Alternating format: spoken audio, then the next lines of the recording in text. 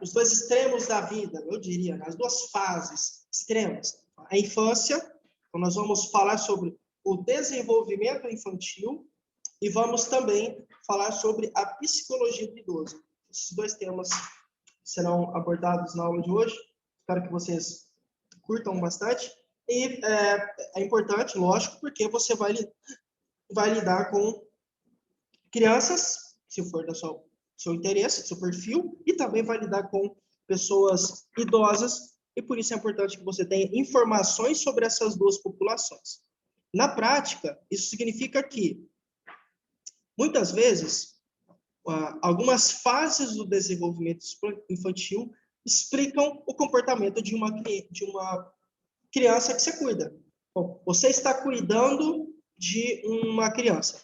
De repente, essa criança começa a apresentar alguns comportamentos, e esses comportamentos podem ser explicados pelas fases do desenvolvimento infantil. Por isso que é importante a gente saber sobre. E, obviamente, você precisa conhecer sobre a psicologia do idoso. Por quê? Porque o idoso, muitas vezes, apresenta alterações em sua psicologia, alterações no seu emocional, e essas alterações condicionam doenças ou situações de perigo, enfim, e aí é importante que você saiba sobre esses dois pontos, sobre crianças, especificamente sobre como é que elas se desenvolvem. Você vai entender que cada período tem uma característica específica. Então, a cada momento, a criança vai o nome já fala, né, desenvolvendo, vai melhorando, conhecendo mais sobre o entorno, sobre o contexto, sobre o ambiente onde está inserida a cada momento, e elas vão se desenvolvendo, e eu vou falar para você algumas características básicas sobre cada uma dessas coisas. Lógico, a ideia aqui não é a gente fazer um curso de psicologia, né? Você vai entender por que eu estou falando isso, porque é um psicólogo que foi quem desenvolveu essas fases de desenvolvimento, que foi quem observou. Nós não fazemos curso de psicologia, mas é importante que você saiba, porque isso vai facilitar e vai explicar muita coisa que acontece no seu cotidiano com a criança que você cuida ou que você pode cuidar. Tá certo? Então, uma aula linda, eu espero que seja. No final, eu vou disponibilizar para você o arquivo, vou mandar lá no grupo e tudo mais. Mas, antes de adentrarmos, antes de começarmos, eu preciso fazer uma retomada rápida sobre o nosso último capítulo abordado, sobre, que foi, no caso, a gente falou fortemente, né, um assunto muito importante, que é, no caso, a segurança no ambiente domiciliar. Então, sim, precisamos nos atentar ao ambiente onde a criança, onde o nosso, que pode ser a criança, um jovem, enfim, ao ambiente, um idoso, ao ambiente onde o nosso paciente se encontra, porque infelizmente, né, esse ambiente pode, em algum momento, ser prejudicial, ser danoso, causar dano, prejuízo, impactar negativamente a família ou até mesmo, né, o nosso paciente. Por isso que a gente tem que considerar. E aí a gente deu várias dicas, barras de suporte, piso escorregadio, tapete, né? Tapete também é importante, tapete antiderrapante, solas, né, sapatos antiderrapante, não ficar andando de meia, permitir que o paciente fique andando de meia, isso é prejudicial. E aí eu lembro que a Maria disse sobre corrente de cachorro, então corrente, o cachorro ficar correndo pode causar quedas. Realmente, esses itens precisam ser observados. Então, o ambiente não é o problema. O problema é como a gente organiza esse ambiente. Aí sim você pode ter uma situação que vai causar um acidente. Mas acidentes podem ser evitados, ou pelo menos grande parte deles, se observarmos alguns itens, como a gente informou na aula passada, tá? A ideia é que não seja um lugar hostil, um lugar que o paciente está propenso a cair, a se machucar, a se acidentar. Não é essa a ideia, mas isso pode acontecer, então por isso que a gente trabalha com segurança. Mas eu gravei a aula, tá tudo lá, você pode acessar, tá? Hoje nós vamos, então, falar sobre o desenvolvimento infantil, falar sobre o desenvolvimento motor infantil e sobre a psicologia, como eu já havia mencionado para você quando a aula começou. Bom, vamos lá. Para isso, para falarmos sobre o desenvolvimento infantil, é fundamental conhecer Piaget. Talvez você já até tenha ouvido falar sobre esse nome, Piaget. Jean Piaget.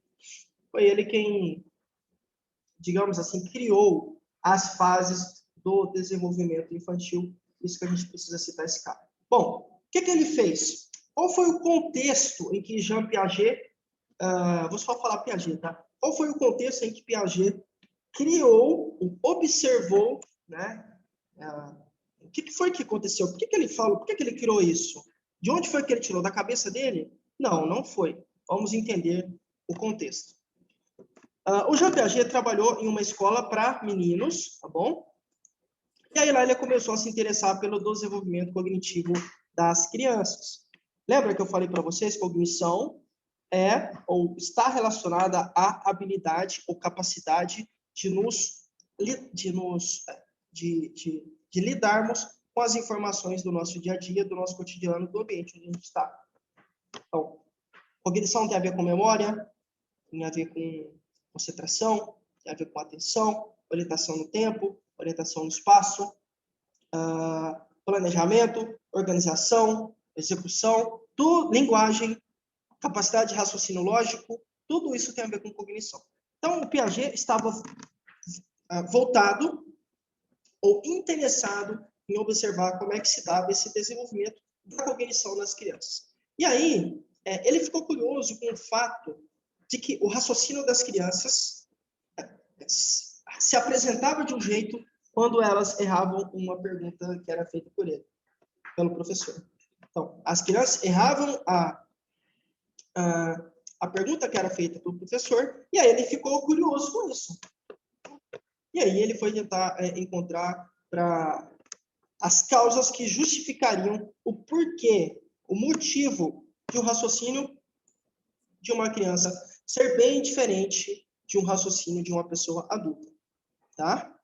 E aí, dessa curiosidade que Piaget teve sobre essa diferença de raciocínio, foi aí que nasceram as 4 fases do desenvolvimento infantil. Que é justamente, são essas fases que a gente vai conversar agora. Certo? Então, você tem um psicólogo em um contexto escolar, analisando, observando, se interessando por crianças que erravam, se interessando pelo raciocínio que fazia as crianças errarem a pergunta feita pelo professor. Piaget notou que esse raciocínio que levava as crianças ao erro era muito diferente do raciocínio de pessoas adultas. E aí ele falou, olha, isso deve ter uma causa, e foi daí que surgiram então essas 4 fases do desenvolvimento infantil. Fase 1, segundo Piaget, é intitulada ou se apresenta como sensório motor. Então, eu vou trazer aqui algumas características de cada uma dessas fases para que fique mais claro, mais visível para você, tá? Bom, importante, essas fases são divididas em idade, exatamente, são divididas em idade. Nesse caso, a fase 1, que é a fase sensório-motor, vai do 0 aos 2 anos de idade, desde que nasce até os 2 anos, tá? E aí, é justamente nesse período que a criança começa a entender algumas sensações e também toma consciência de seus movimentos, geram um impacto no ambiente ao seu redor. Ou seja, ela sabe que quando ela ri, por volta dos 2 anos, né? Ela sabe que se ela ri, normalmente o pai ou a mãe ou quem estiver com ela vai brincar com ela. Então, ela começa a ter alguma sensação, ela começa a tomar consciência, começa a falar, nossa, será que é isso? Parece que quando eu rio, essa pessoa, que ela não sabe quem é ainda, né? Essa pessoa, você não sabe o nome mesmo, tudo mais, essa pessoa mexe comigo, e aí ela começa a ter essas sensações para entender, né, começa a mostrar que ela teria, então, que as ações dela, no caso, um rir, ou uma careta, sabe quando a criança está rindo que a gente fica brincando e fica fazendo careta? E elas continuam brincando para que a gente continue fazendo o que a gente está fazendo? Então, a criança faz careta, e aí você pula, se esconde, e faz brincadeiras. Por isso que elas permanecem, porque elas estão se descobrindo, entendendo que o movimento delas, seja uma risada, uma mão no rosto, uma careta, sei lá, que esses movimentos que elas realizam impactam o ambiente ao redor delas. Tá? No início, obviamente, elas ainda não têm consciência dos movimentos e elas fazem sem propósito. Muitas pessoas acham que a criança lá no início já está rindo porque ela quer rir. Nem sempre. Muitas vezes é um reflexo. Tá? Entretanto, conforme o tempo passa, essa criança consegue pegar e segurar os objetos. Eu lembro da minha sobrinha quando ela começou a fazer isso. Ela então começa a pegar, a segurar os objetos. E conforme o tempo passa, eu falei que é um desenvolvimento. São fases, etapas, cada vez mais pronta, digamos. Cada vez mais próxima, a cada dia mais próxima do que é ser um adulto. Mais próximo de chegar à fase do desenvolvimento máximo, digamos assim. Tá? Então, consegue segurar os objetos, entende que se ela esticar um pouco mais o braço, ela pode alcançar um brinquedo, por exemplo, que está em cima da cadeira. Por quê, gente? Ela não tem consciência no início, faz sem propósito, de repente ela começa a entender que se ela pega uma lapiseira, sei lá, algum brinquedinho, um ursinho, isso é possível. Olha, cara, ela entende que ela consegue segurar e brincar, trazer, levar. E se estiver em cima de algo, por exemplo, de uma cadeira, de um sofá, de uma cama, ela consegue esticar o braço para alcançar um objeto que ela tem interesse. Começa já tudo aqui na fase 1, tá?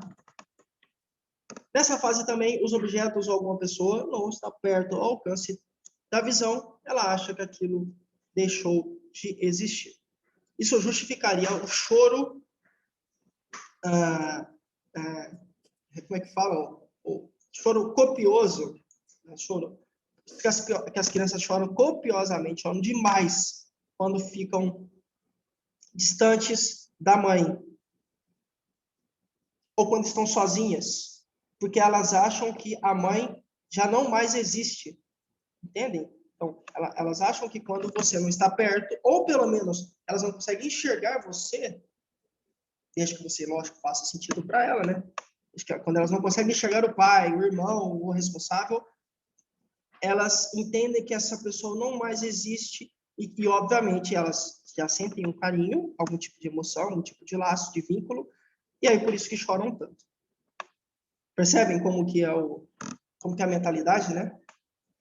Como a gente se envolve, né? Mas não para por aí. Eu falei para você que do 0 ao 2 você tem a fase 1, agora a gente vai para a fase 2, que chama pré-operatório, que vai dos 2 aos 7 anos. Já aumentou, né? Se você conhece alguma criança, você já sabe que essa criança, nessa fase aqui, já está bem diferente do que uma pessoa que tem, no máximo, 2 aninhos. Bom, as crianças conseguem, nessa fase aqui, interpretar e criar imagens da realidade na mente. Por exemplo, as brincadeiras de faz-de-conta são ótimas para trabalhar os estímulos.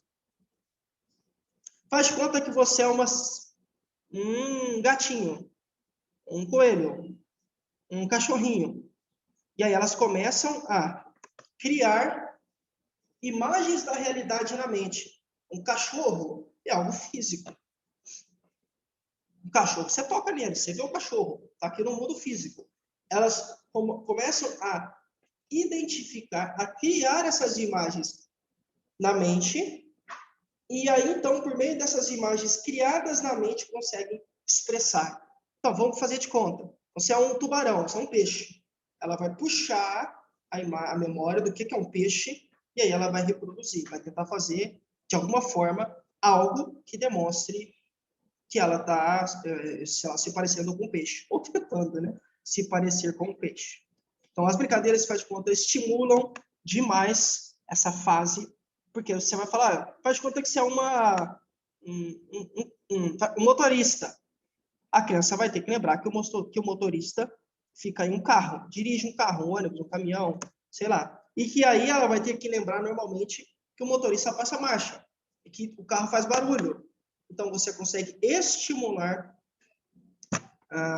essa parte, digamos assim, de criação da criança por meio dessas brincadeiras, tá bom? E aí, uma outra característica importante, a fala nessa fase se desenvolve bastante, tá? Lógico, começa a falar antes dos 2 anos, mas nesse período, né, a criança se desenvolve demais. E rápido, principalmente hoje em dia, né? É também nessa fase 2 que a criança se mostra mais egocêntrica. Ela não costuma levar muito em conta o que dizem a ela. Porque aqui ela já começa a entender um pouco mais que ela é uma pessoa individual. Então, eu posso tomar decisões. Entendam o que ela quer dizer. Não que os pais deixam, não é isso que eu estou querendo dizer. É que eu sou um organismo, uma pessoa, um ser diferente da minha mãe. A minha mãe é uma coisa, eu sou diferente. Mas meu pai é uma coisa, eu sou uma outra coisa diferente. Então, eu posso tomar banho ou não. E aí, por isso que muitas vezes elas se tornam mais egocêntricas nessa fase 2, tá? Acreditam que tudo acontece em razão, em função delas. Por exemplo, se o sol se põe, não é porque algo acontece naturalmente, o sol se põe para que ela vai dormir. Então, olha, está na hora de dormir, o sol se pôs. Percebem? Por quê? Elas não têm ainda esse conhecimento que o sol naturalmente, segundo a arquitetura do universo, né, estrategicamente, se põe. Não, elas acham que isso é algo que acontece simplesmente para que elas vão dormir e tudo mais. Tá? É na fase 2 também que a lógica começa a ser formada. E ele, no caso a criança, essa pessoa, ainda não entende muito sobre números e quantidades. Certo? Mas a lógica aqui já começa a ser formada, só que ela não entende muito, mas ela já tem uma noção. Exemplo, professor, se você pegar um biscoito e partir, e dividi-lo, né, ao meio e oferecer essa criança, ela vai achar que tem 2 e não um biscoito. Então, você tem, sei lá, você tem um biscoito aqui. Digamos que seja um biscoito, né? Não é, mas sei lá, digamos que seja. Se você parte e dá um para ela e fica com o outro para você, ela não vai entender que você dividiu algo que era 1, virou 2. Não, ela vai achar que sempre foram 2, um para você e um para ela. Isso é uma característica. Por quê? Porque elas ainda não têm um conhecimento totalmente formado, uma lógica formada em relação a números, em relação a quantidades. Isso muda. Claro, a criança evolui. Então, do 0 aos 2 anos, fase 1. 2 a 7, fase 2. E agora a gente chega na fase 3, que está voltada para pessoas que têm de 8 a 12 anos. Tá? Essa fase 3 é intitulada de operatório concreto. 8 aos 12 anos. E aí você pode perguntar, professor, qual que é a característica... quais são as características dessa fase? Principalmente o pensamento lógico concreto. Eu falei para você que na fase 2 a criança não tinha esse pensamento, ela tinha uma noção e estava começando a entender, começando a ter uma noção sobre lógica, sobre números e sobre quantidades, mas que se você dividisse uma bolachinha, um biscoito, ela ia achar que eram 2 e não 1. Aqui não. Na fase 3, o pensamento lógico concreto se instala, certo? Então, alguns conceitos que são entendidos como abstratos, como sentimentos de amor, felicidade e outros, ainda não conseguem ser internalizados. Né? Entretanto, ela já consegue entender melhor o que é ou o que são valores e quantidades. Ela consegue fazer a distinção entre valores e quantidades. Isso significa, na prática, que ela não vai mais ter dificuldades de entender que era um biscoito que se partiu em 2. Ela não vai mais ter dificuldades. Isso não vai funcionar mais com ela. Não adianta. Você pode até tentar, mas não adianta. Por quê? O pensamento lógico concreto foi instalado. Certo? Ela já tem noção do que é quantidade. Eu sei o que é 1, sei o que é 2, sei o que é 3, sei o que é 4. Eu sei o que é você dividir uma coisa em 2, em 3, em 4, em 5, em 20 pedaços. Ela já... Mostrando o que, gente? Literalmente um desenvolvimento, né? Você tem um avançar de fases. Obviamente, a ideia é chegar no produto final, que é o desenvolvimento completo. Bom, opa. Perdão. A fase 4 parte dos 12 anos. Tá? Então, do 0 aos 2, dos 2 a 7, 8 a 12 e 12 para frente. Essas crianças são capazes de manipular pessoas e também entender conceitos matemáticos. Manipular pessoas. Manipulam. Parece louco, né? Mas, principalmente hoje em dia, você tem... nem precisa nem estar nessa fase, não. É que, cientificamente falando, hoje em dia as crianças evoluíram mais ainda, tá? Então, você consegue ter crianças mais novas, que não têm 12 anos, conseguem manipular a mãe, enganar. A mãe, o pai, quem seja. Persuadir, iludir. Então, eu não vou fazer isso se você não me der o iPhone. Olha, se eu passar de ano, você me dá o PlayStation 4? Você me dá o PlayStation 5? Se eu limpar a casa, você deixa eu dormir na casa da minha amiguinha? Do meu amiguinho, sei lá? Enfim, manipulam. Porque agora ela já tem um conhecimento que dá condições para que elas consigam fazer ter esse tipo de comportamento, adotar esse tipo de comportamento. E aí ela já entende, obviamente, conceitos matemáticos, porque inclusive, já estão aprendendo isso em escola e tudo mais. Então, sabe o que é somar, o que é dividir, o que é multiplicar, o que é subtrair. Já sabem. Tem a ideia de conceitos matemáticos, comprovando ou mostrando, né, gente, a importância dessa ideia de desenvolvimento. É também nessa fase 4 que podem criar empatia. Por quê? Porque elas conseguem entender um evento pelos olhos, mesmo que não tenha acontecido com elas.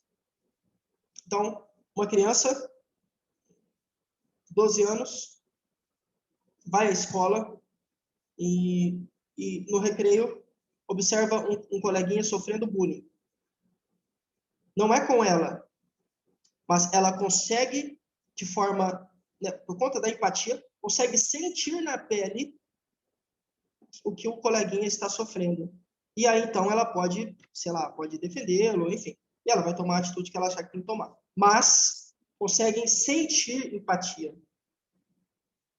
por meio de situações que elas observam, entendem pelos olhos. Então, olham, conseguem ver, visualizar, e aí elas conseguem, então, sentir, certo?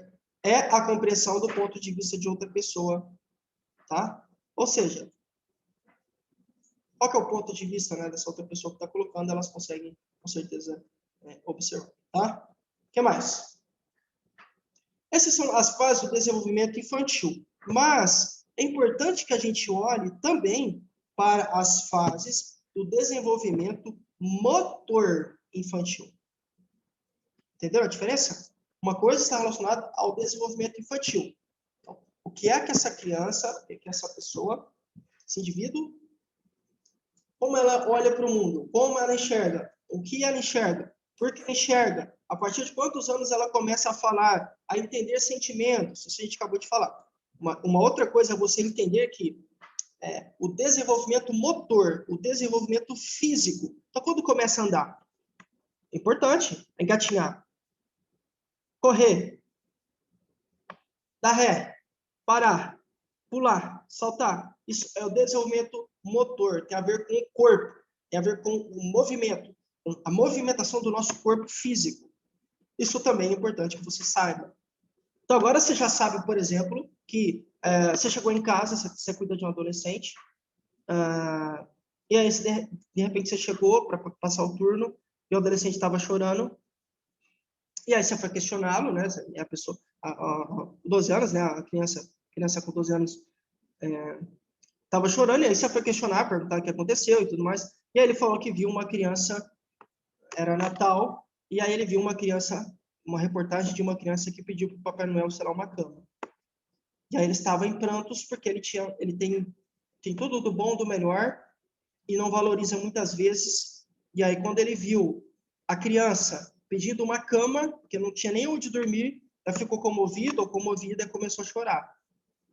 Agora você, por conta dos conceitos que você acabou de aprender, você já vai conseguir pegar essa ideia. Então, caramba, então isso faz parte do desenvolvimento. Eu sei que a partir dos 12... gente, isso aqui é cientificamente falando, tá? Isso pode acontecer antes, mas geralmente é assim que acontece. Você já vai conseguir entender por quê. Você já vai conseguir entender, falou, caramba, olha, essas pessoas também conseguem manipular. Então, é por isso que o fulano ali manipulou a mãe. E enquanto a mãe não deu para ele o sundae, ele não fez o que ela queria. Tem a ver com o desenvolvimento infantil. Mas você também precisa ter conhecimentos voltados para o desenvolvimento motor, quanto à movimentação desse paciente. Como anda, por que anda, essas questões. Então, a gente vai conversar um pouquinho sobre esse desenvolvimento motor. Bom, o desenvolvimento motor é o processo de mudança, vou deixar até aqui, ó, de comportamento. Mudança de comportamento. Relacionado com o quê? Com a idade. Tanto na postura, quanto no movimento da criança. O que é postura? Uma criança fica deitada quando recém-nascida. Em algum momento ela começa a desenvolver uma força nas perninhas, e aí, de repente, consegue ficar um pouco em pé na cama, e aí, em algum momento, começa a gatinhar e começa a andar. Vejam a postura? Só ficava deitada. Agora, gatinha. De repente, em algum momento, consegue dar os primeiros passos. Depois consegue ficar em pé. Então, tanto o movimento, correr, pular, saltar, andar de costas, de ré, para o lado, para cima, para baixo, tanto os movimentos, quanto a postura da criança, por conta da idade, começa a mudar. Então, é uma mudança de comportamento pautada na idade, na postura e no movimento, ou na movimentação dessa pessoa, que desenvolve. Por isso, desenvolvimento motor infantil. É importante realizar um acompanhamento do desenvolvimento motor da criança, principalmente nos primeiros anos de vida. Você pode me questionar, professor, por que é importante? Porque algumas doenças podem dificultar, incapacitar, limitar, comprometer esse desenvolvimento. E aí, obviamente, a criança muitas vezes não consegue falar. Como é que você vai, uma criança com 1 ano e meio, não consegue se expressar? Você precisa observar que ela tem algum tipo de comprometimento motor. Bom, normalmente, eu vou mostrar para você daqui a pouco o que as crianças com 1 ano, com 12 meses, 13, 14, 15 meses, o que normalmente elas fazem? Se você comparar essas informações que eu vou deixar para você no final da aula, que eu vou mandar lá para você o slide e tal. Se você comparar essas informações com uma criança que você cuida, se você perceber que há uma diferença nítida, tem algo errado. Tem algo errado. Olha, 3 anos já deveria estar andando. Com certeza, né? Não, não anda. Caramba, mas 3 anos, muita coisa. Não anda ainda. Tem algo errado. Então, é fundamental que haja um acompanhamento desse desenvolvimento motor da criança.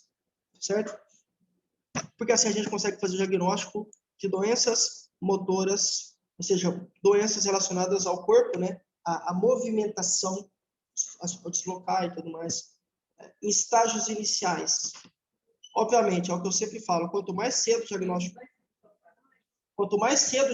chega, mais rápido, mais efetivo e mais assertivo é o tratamento para toda e qualquer doença, tá? Então, isso é fundamental acontecer, tá bom?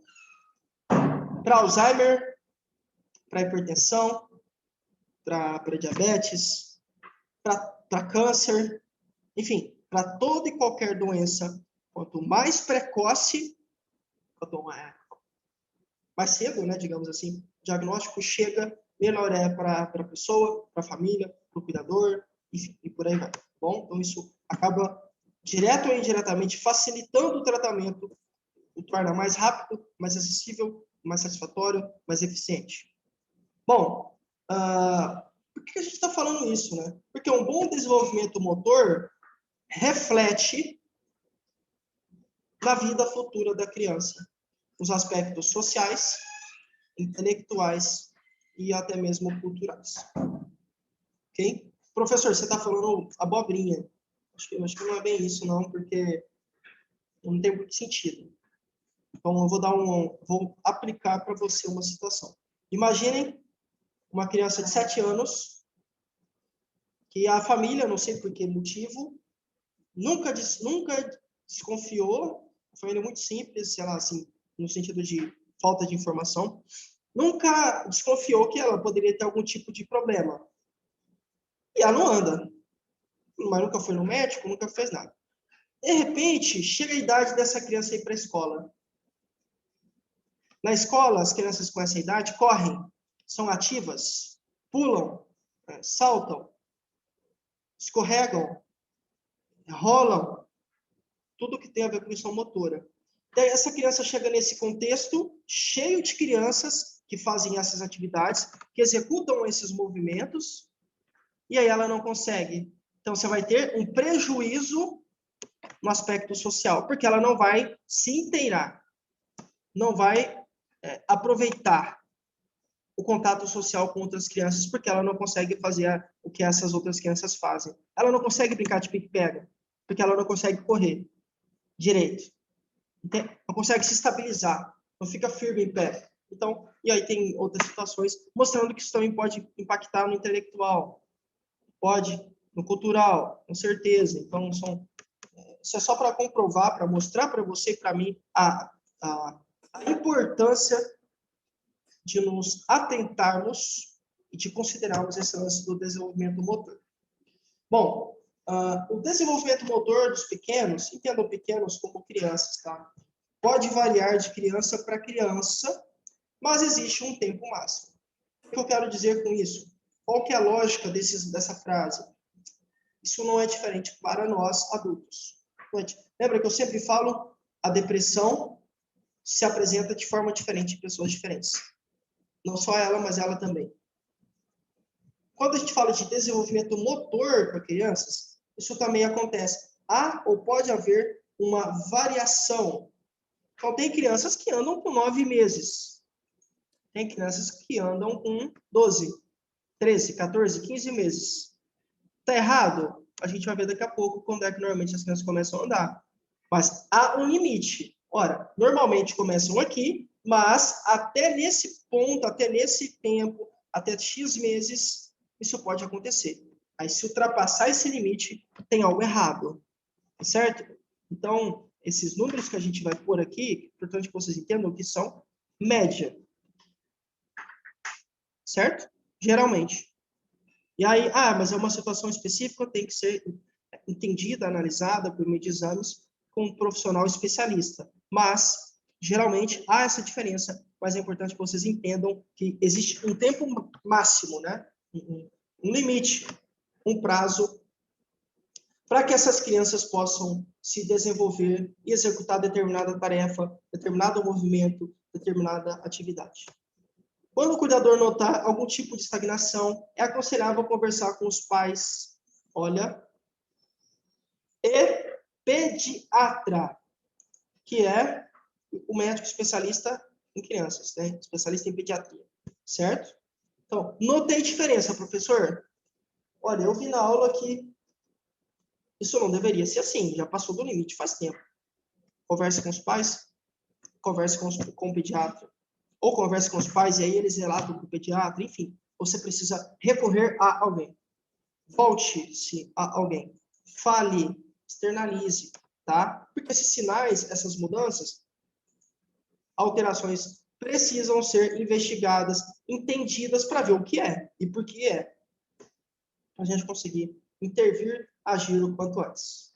Bom, e aí, a gente então vai olhar agora para as principais etapas do desenvolvimento motor de um bebê até 1 ano de idade. Tá? Vamos ver, vamos conversar um pouquinho sobre esses pontos que são fundamentais. Vejam que coisa louca, né? Olha que maravilha. Eu vim destacando tempos e características. Até tanto tempo, é isso que acontece. Tananã, é isso que acontece.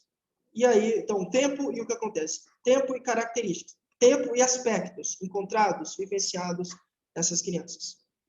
Bom, falando em desenvolvimento motor, um bebê deve alcançar o controle de cabeça até 3 meses de vida. O que é controle de cabeça? É movimentar, né? Consegue já se mexer, consegue olhar. Controle da cabeça, né? Consegue mexer a cabecinha. Ter o controle dela até 3 meses. O rolar tem que aparecer até 5 meses. O que é rolar? Rolar, a criança rola, né? Até 5 meses normalmente. E sentar sozinho até por volta dos 6. Sem auxílio da mãe, sem auxílio do pai ou do responsável, da irmã, da babá, da cuidadora, essa criança consegue se sentar sozinha.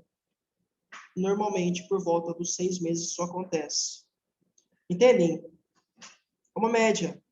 E aí isso é importante porque você vai identificar, vai encontrar características que podem concordar com isso ou não, ou se diferenciar e distinguir. Se é algo diferente, se é algo que não está aqui, você tem que acender a sua luzinha de atenção e, então, tomar a medida necessária, recorrer e procurar ajuda, certo?